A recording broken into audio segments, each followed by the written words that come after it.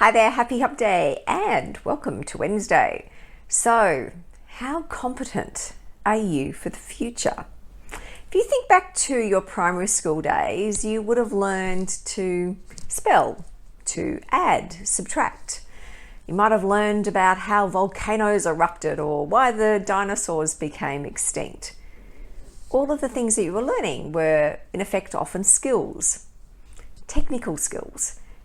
And if you go into your university, TAFE, more senior years of schooling, once again, often what you were learning were technical skills. Even in the workforce, you start to learn things like project management or digital marketing, social media, data analytics, operations management. All of those skills, useful, helpful, valid. Skills that you'll use now and into the future.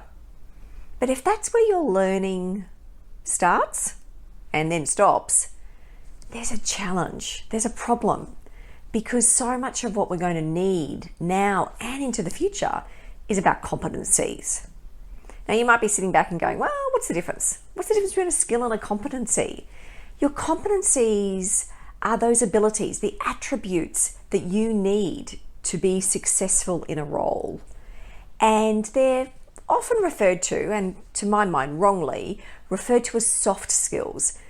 Because being referred to as a soft skill kind of implies that it's kind of fuzzy, maybe not all that necessarily necessary, and maybe easy. And as we all know, it's many of these skills that are hard to master. They're the things like critical reasoning, problem solving, compassion, empathy. Back in 2016, the World Economic Forum listed their top 10 skills, or what I would refer to as competencies, that someone in the year 2020 would need. Now, we're at least a couple of years past now 2020. So the challenge for you is, where do you rate yourself against each of these 10 skills? Let's go through the list. Firstly, complex problem solving. Second, critical thinking. Third, creativity. 4, people management. 5, coordinating with others. 6, emotional intelligence. 7, judgment and decision making. 8, service orientation. 9, negotiation. And 10, one of my favorites, cognitive flexibility. None of those are technical based skills. The good thing, just like technical skills though, they are all things that you can learn, that can grow, can evolve over time, and they're all highly transferable. If you are learning that competency in one particular role and then moved somewhere else, move roles, move industries, move professions, you will take that competency with you. You think about it. The competencies for a HR manager, many of those competencies are the same as if you're a finance manager. The technical elements of the role are different, but the competencies are very similar. So how do you prepare your competency skill set for the future? Firstly, you really need to rate yourself. Take that list of 10, and there are many others. So work out what are the competencies that are relevant for the industry and profession that you're in, and then assess yourself.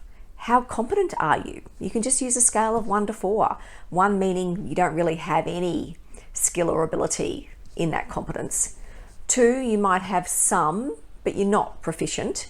3, you consider yourself fairly competent. And 4, you consider yourself an expert. So you want to do that current rating, because then you can see the gap as to where you really should be. And once you've got that gap, you're then in a better place to be able to work out, okay, what do I do with that? How do I close that gap? Now, closing that gap isn't just about going off and getting trained in a whole heap of things, because much of this requires practice. And sure, training is important, it's helpful, but look for opportunities at work or in the community or in your personal life where you can apply those competencies. You can learn them, test them, try them out and see how they're working for you.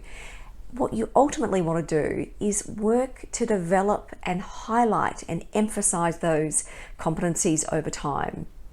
And as you do this, because there really is no end to this, the learning just keeps going. Remember the words of Thomas Jefferson, who was the third president of the United States. And he said, if you want something you've never had, you must be willing to do something that you've never done. Now, all of that is a great place to start. Have fun with all of this because it should be fun as well. And I'll see you next week. Take care.